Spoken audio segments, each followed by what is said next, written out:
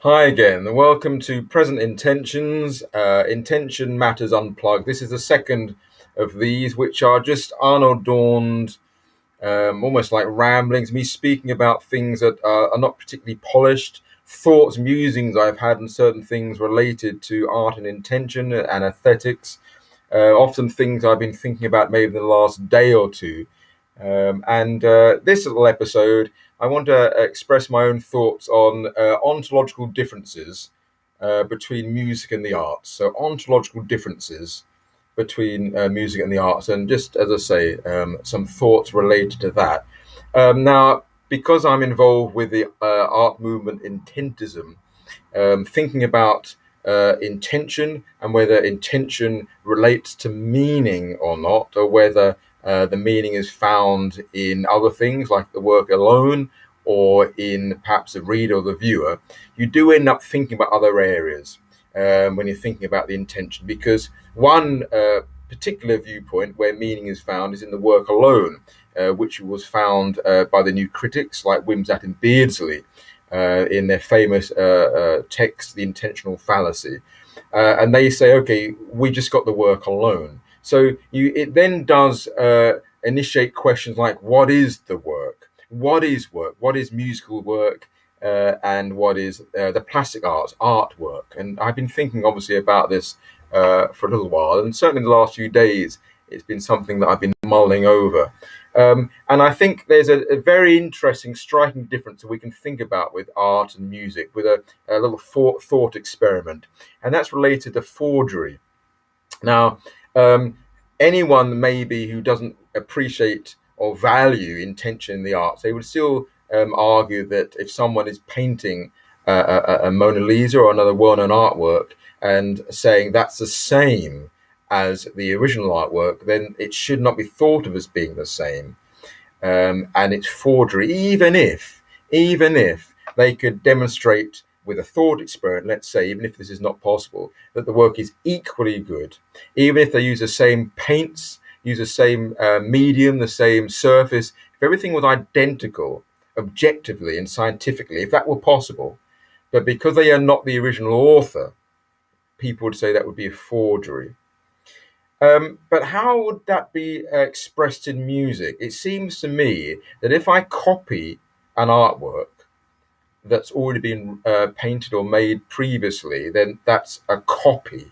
That's forgery if I repeat the same artwork again, essentially.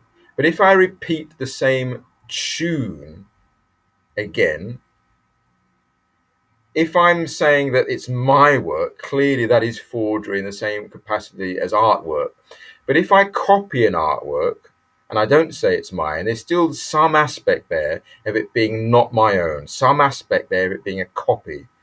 But that equivalent, what's analogous to that, is if I copy a song, as in I play that song, that's called recital.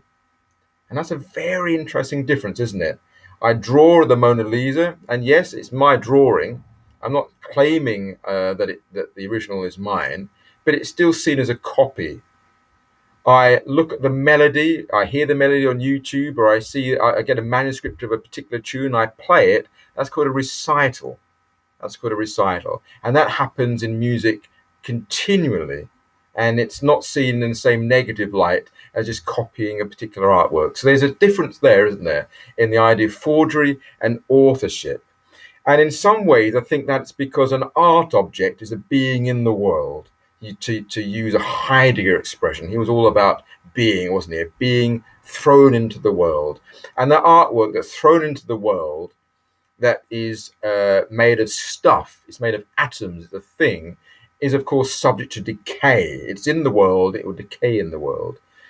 Conversely, music is refreshed, is renewed each time it's played. If you think about, if I found out some manuscripts of some music a few hundred years old and I played it on a new piano today, that music would be as old as today. It will be renewed and will be refreshed. It's not the same thing as being in the world and decaying in the world as an object, which is art. So again, that's somewhat different. And I think we'll go back to looking at Heidegger in a moment with his viewpoints of the horizon and being in the world, and how that perhaps is more relevant in some capacities to art, because it's got that timeline compared with music.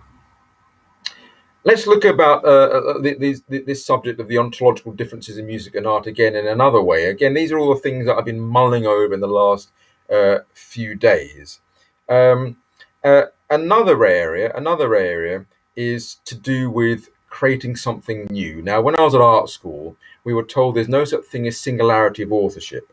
What that meant was that you always were not just inspired by other people, but you stole from other people, and so you weren't the only author. Now, I would push back on that a little bit. As an intentist, I believe that you can have inspirations and you can have even causes for your own artwork, but your own intention as collating and collecting other inspirations can mean that you are not always, but you can be the sole author of something that you've made.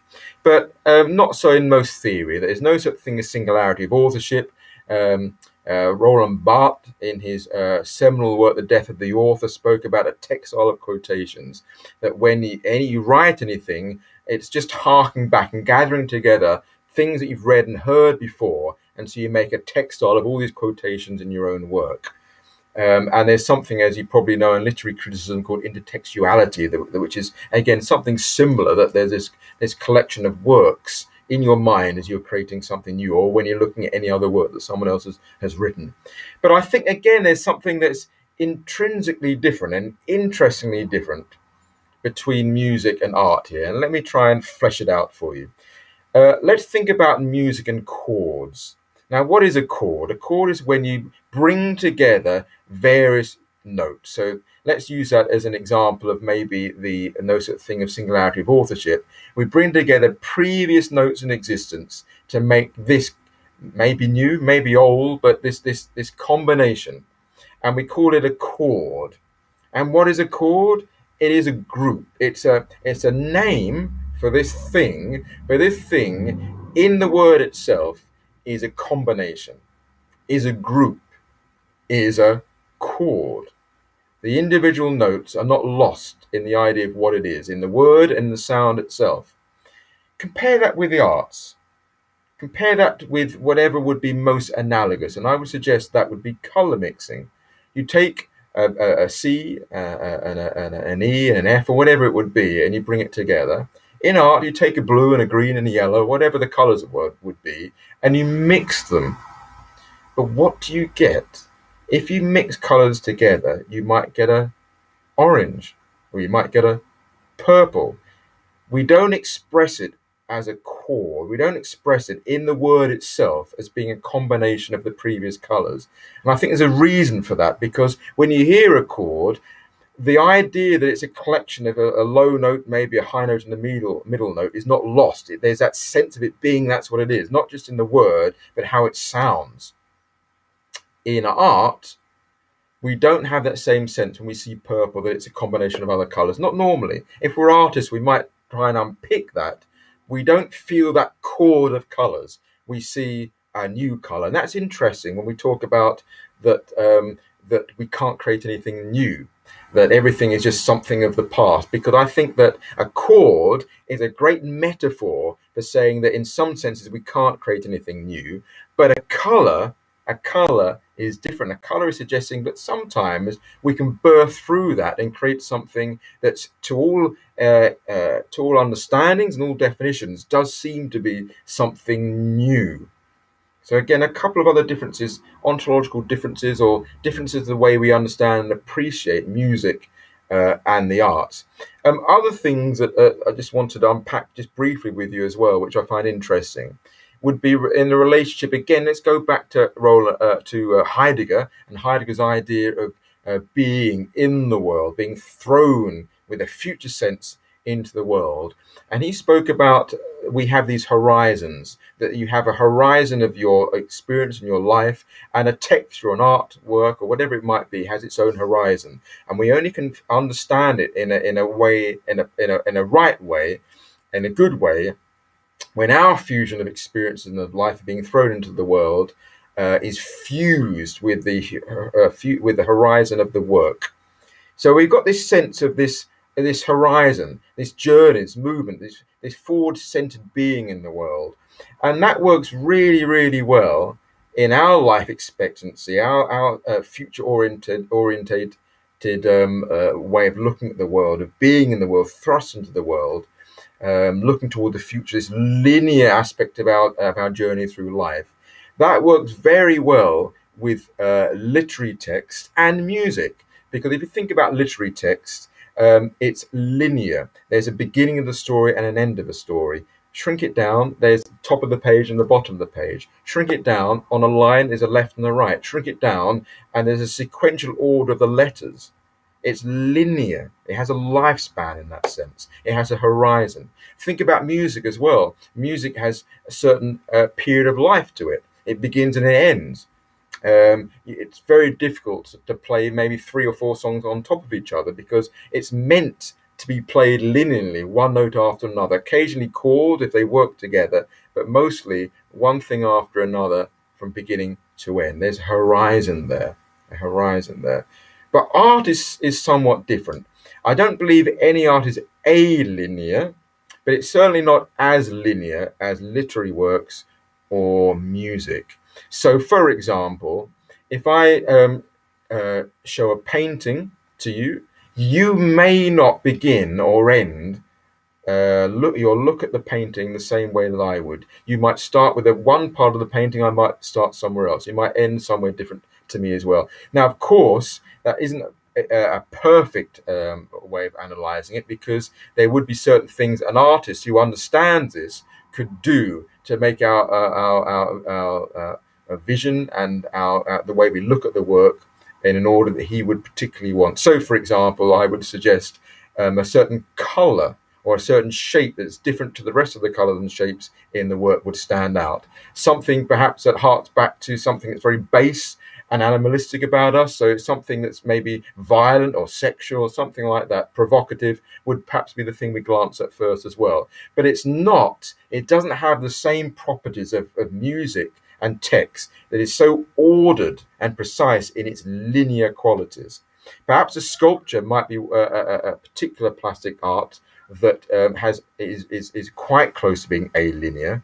Again, there would be other things that might weaken that. But if you look at a 3D artwork, particularly if it was quite abstract, you might not even look at a particular area that I'm not looking at. You might be a different part of the room. You might be looking at the work from a completely different angle to me. So in that capacity, the idea of the fusion of horizons perhaps is a little bit weaker in the plastic arts than it is in the linear art, particularly music and text. Now, I've got a lot of other thoughts related to this. I've got some thoughts I've had over the years related to another taboo subject, like we looked at yesterday. We mentioned things like the origin of language, considered taboo by most linguists. I've got some thoughts on art, not perhaps how art evolved, but certainly what its early purposes might have been. And I'd like to share them maybe in a couple of days with you. But as I say, these are all unadorned, unvarnished kind of thoughts that are streaming kind of conscious thoughts to you. That I'd be very intrigued about your ideas, whether you agree with me, whether you disagree with me, whether you have anything you'd like to share. Please put them in the comments. As I say, these are things that I may well be entirely wrong about, but they've intrigued me over a period of days or even months and years in some areas. So please, thank you so much for watching. I'll see you again soon. And please put your comments and your requests or anything you might disagree with or agree with in the comment section below. Thanks again, and I'll see you soon. Bye-bye for now.